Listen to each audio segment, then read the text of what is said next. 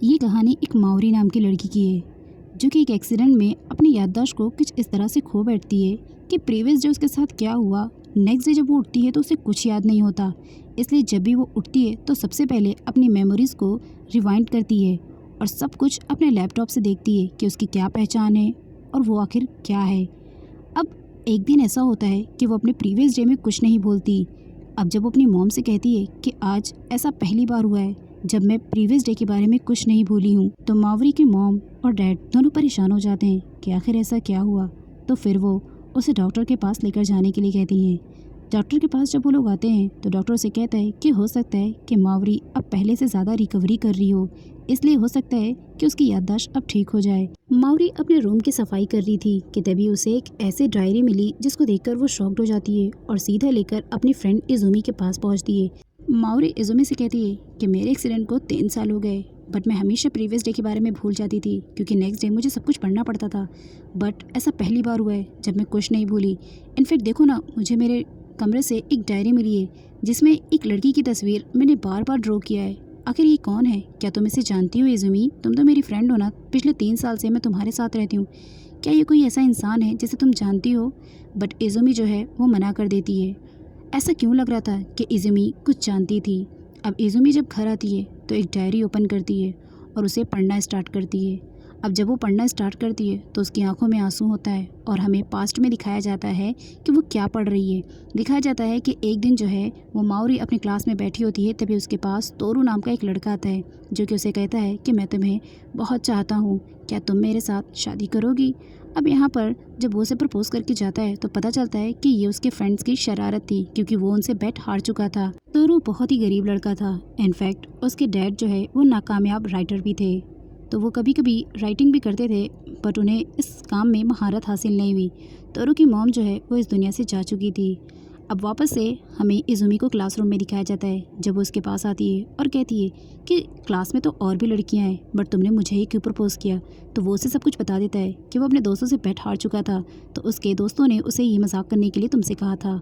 अब वो कहती है कि ठीक है, जब तुमने फेक रिलेशनशिप बना ही दिया है तो अब इस फेक रिलेशनशिप में हमें लोग देखना भी चाहते हैं, इसलिए ये देखो, आज से मैं तुम्हारी गर्लफ्रेंड और तुम मेरे बॉयफ्रेंड।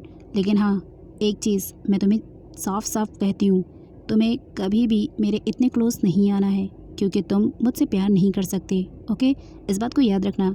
अब वो दोनों फेक रिलेशनशिप में होते हैं।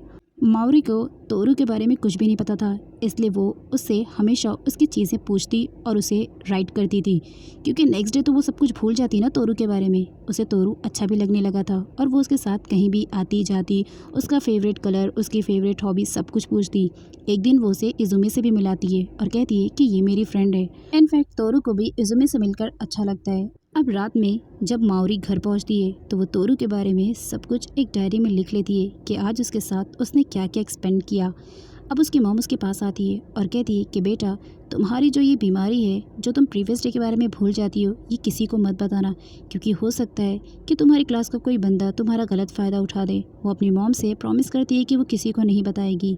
अब नेक्स्ट डे जब वो उठती है तो फिर से सब कुछ याद करती है और फिर तोरू से मिलने चली जाती है।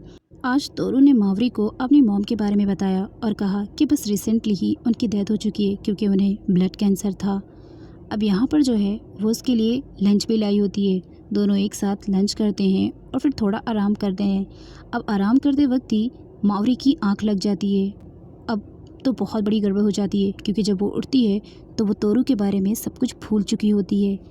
अब वो उसे सॉरी सॉरी कहती है और उसे लगता है कि ये कोई अजनबी है जो उसके पास आने की कोशिश कर रहा है, इसलिए वो वहाँ से भागते हुए जाती है और फ़ौरन इजुमी को कॉल करती है और कहती है कि इजुमी, मैं सब कुछ भूल चुकी हूँ, मेरी नोटबुक कहाँ है? तो इजुमी उसे बताती है कि तुम्हारे बैग में। वो नोटबुक निकालती है और फिर सब कुछ पढ़ती है। फिर उसे याद आ जाता है कि तोरू जो है कौन है। तोरू मावरी को जब ऐसी हरकतें करता हुआ देखता है तो उसे बहुत ज़्यादा अजीब लगता है। मावरी उसके पास आती है और उसे सॉरी बोलती है।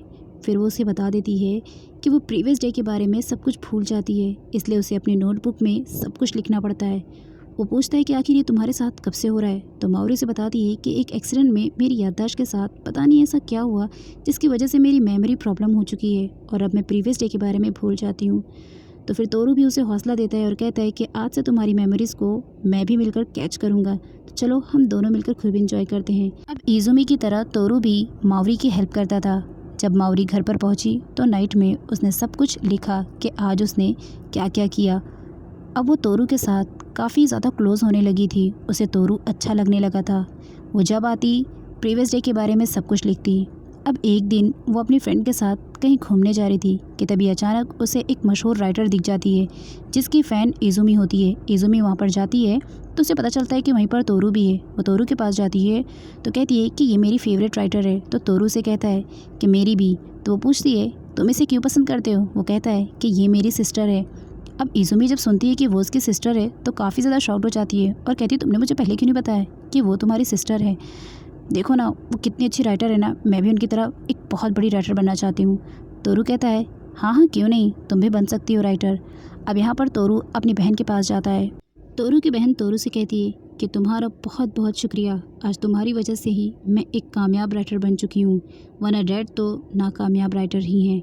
फिर वो कहती है कि तुमने मेरी बहुत मदद की, तुमने मेरे पीछे पूरा घर संभाला, फिर मॉम, सब कुछ तुमने किया और तुम्हारी ही मेहनतों का नतीजा आज मैं हूँ कि एक कामयाब राइटर बन चुकी हूँ। तुम्हें एक ब्राइट फ्यूचर देने की जिम्मेदारी मेरी है। यहाँ पर उसकी बहन उसका थैंक्स बोलती है। तोरू भी उसे मावरी के बारे में बता देता है। नेक्स्ट डे मावरी और तोरू दोनों शॉपिंग पे जाते हैं तो मावरी को एक कपल की चैन बहुत पसंद आता है। इज़ुमी सब कुछ देख रही होती है। वो उस चैन को लेकर आती है और अपने घर में रखती है। अब रात में जब उसके पास तोरू आता है तो वो देखता है उसने उसको कीचेन को अपने बैग में लगा रखा है। तोरू जब कीचेन से नज़र हटाता है तो वो देखता है कि उसके रूम में डायरी है, नोट्स हैं, दीवारों पर चार्ट लगे हुए हैं जिस पर यही सब कुछ लिखा है कि आखिर उसे कब, क्या और कैसे याद रखना है। अब तोरू भी मावरी को पसंद करने लगा था। जब वो घर लौटता है तो उसके डैड कहते हैं कि बेटा मुझे माफ़ कर दो, मैंने तुम लोगों के साथ बहुत गलत किया। इवन तुम्हारी बहन को देखो, वो एक बहुत ही अच्छी राइटर बन चुकी है और मैं एज अ फादर भी नहीं बन पाया। अब यहाँ पर वो उन दोनों से माफ़ी मांगते हैं तो उसकी बहन और तोरू दोनों ही अपने डैड को माफ़ कर देते हैं और इसी के साथ इनकी फैमिली में खुशियाँ आ जाती हैं। नेक्स्ट सीन में दिखाया जाता है कि मावरी जो है वो तोरू की ही पिक्स को बार बार ड्रॉ करती है। अब वो ड्रॉ करती ही जाती है, उसके साथ टाइम स्पेंड करती है, उसे बहुत अच्छा लगता है। दोनों एक दूसरे के साथ लव में भी आ चुके थे पर एक्सेप्ट नहीं करना चाहते थे अभी। एक दिन फेस्टिवल के मौके पर जो मावरी होती है वो तोरू से मिलने पहुंचती है। अब तोरू भी उसका वेट कर रहा होता है। जब ये दोनों एक दूसरे के साथ मोमेंट स्पेंड करते हैं तो यहाँ पर वो उसे कहती है कि मैं भूल गई थी कि मैंने तुम्हें क्या कहा था। मैंने तुमसे कहा था कि तुम मुझसे कभी प्यार नहीं कर सकते, बट इस बॉन्ड को तो मैंने खुद ही तोड़ दिया। मैं तुमसे बहुत प्यार करती हूँ तोरू, आई लव यू। तोरू भी अपनी फीलिंग्स को रोक नहीं पाता और उसे आगे से बढ़कर किस कर लेता है और अपने लव को कन्फेस कर लेता है। उसके बाद हमें दिखाया जाता है कि अब इज़ुमी जो है वो प्रेजेंट में आ चुकी है और उसकी आंखों में आंसू था क्योंकि ये सब कुछ मावरी का पास्ट था। प्रेजेंट के सीन में दिखाया जाता है कि आज इन दोनों के डिप्लोमा कोर्स कंप्लीट हो चुके हैं और दोनों ही फाइनल पार्टी करने के बाद दोनों घर जा रहे होते हैं। अब यहाँ पर इज़ुमी की आंखों में एक बार फिर से मावरी के लिए आंसू थे। जब मावरी वहाँ से जा रही होती है तो वो एक कपल को साथ में देखती है जिससे फिर से वो मावरी के पास्ट में चली जाती है। अब पास्ट के सीन में हमें फिर से दिखाया जाता है कि एक दिन तोरू इज़ुमी के पास आया और उसने कहा, मैं जानता हूँ कि तुम मावरी की बहुत ही अच्छी दोस्त हो, लेकिन मेरे जाने के बाद तुम उसका ख्याल रखना। अब इज़ुमी जब सडनली ये बात सुनती है कि मेरे जाने के बाद उसका ख्याल रखना, तो वो उससे कहती है तुम कहाँ जा रहे हो, बताओ ना। तो वो कहता है कि मुझे भी ब्लड कैंसर हो चुका है और मैं भी अब इस दुनिया में ज़्यादा देर के लिए मेहमान नहीं हूँ, इसलिए मैं चाहता हूँ कि तुम उसका ख्याल रखना, उसकी मेमोरीज़ का कोई गलत फ़ायदा ना उठा सके। इज़ुमी, तुम्हें मेरे लिए एक बहुत बड़ा काम करना है। उसकी डायरी से, उसकी यादों से मुझे दूर हटाना है, यानी उसकी डायरी से मेरा नाम मिटाना है। सब कुछ जो मुझसे जुड़ा है वो सब कुछ हटाना है। इज़ुमी मान जाती है। अब उसके बाद एक दिन इज़ुमी को कॉल आता है उसकी बहन का कि अब तोरू इस दुनिया में नहीं है और जब वो ये बात सुनती है तो उसे बहुत बड़ा झटका लगता है। नेक्स्ट डे इज़ुमी जो है वो मावरी को लेकर उसके फ्यूनरल पर जाती है, बट मावरी तो सब कुछ भूल चुकी थी क्योंकि मावरी को तो याद ही नहीं था कि आखिर तोरू है कौन, क्योंकि वो प्रीवियस डे का सब कुछ भूल चुकी थी। उसकी आंखों में फिर भी आंसू था। उसे ऐसा लग रहा था कि इस लड़के से उसका कोई ना कोई अटैचमेंट है, बट इज़ुमी जो है वो उसे किसी तरह से मना कर वहाँ से ले जाती है। तोरू की बहन भी बहुत टूट चुकी थी, बट वो मावरी की इस हालत को देखकर और भी ज़्यादा टूट जाती है। मावरी भी बहुत ज़्यादा डरी हुई थी और सहमी हुई भी थी। नेक्स्ट डे इज़ुमी तोरू की बहन के पास आती है और उसे सब कुछ बता देती है कि आखिर क्या क्या हुआ था। वो ये भी कहती है कि तोरू ने उसे कहा है कि वो माओरी की दुनिया से उसका नाम हटा दे, इसलिए उसने उसकी डायरी से, उसकी दुनिया से सब कुछ उसका नाम और निशान हटा दिया है। वो उसे लड़ती है कि मैं ऐसा नहीं कर सकती, बट फिर भी वो कहता है कि प्लीज़ तुम्हें मेरी बात माननी होगी। उसने सब कुछ तोरू की बहन को बता दिया और साथ ही ये भी बता दिया कि तोरू जो है वो माओरी से बहुत ज़्यादा लव करता था, बट इसीलिए उसने ये सब कुछ किया। इज़ुमी जब वहाँ से निकलती है तो सीधा माओरी के घर पर पहुँचती है और उसके पेरेंट्स को तोरू के बारे में सब कुछ बता देती है और उसके पेरेंट्स के साथ मिलकर उसके लैपटॉप से तोरू का नाम, उसकी यादें, उसकी फ़ोटोज़ सब कुछ डिलीट कर देती है।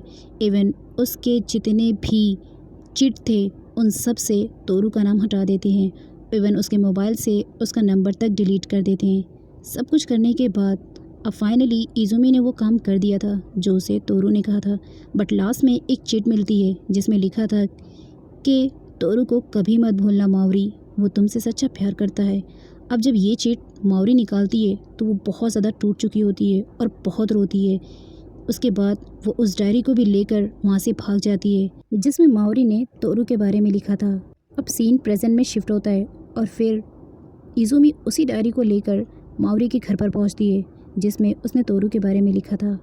अब यहाँ पर जब वो देखती है कि माओरी जो है अनजाने में ही तोरू की ही पिक्स बना रही है तो उससे बिल्कुल भी रहा नहीं जाता है और वो खुद को रोक नहीं पाती और वो उस डायरी को माओरी को दे देती है और साथ ही कहती है कि मुझे माफ़ करना, बट मैंने ये सब कुछ जानबूझकर किया।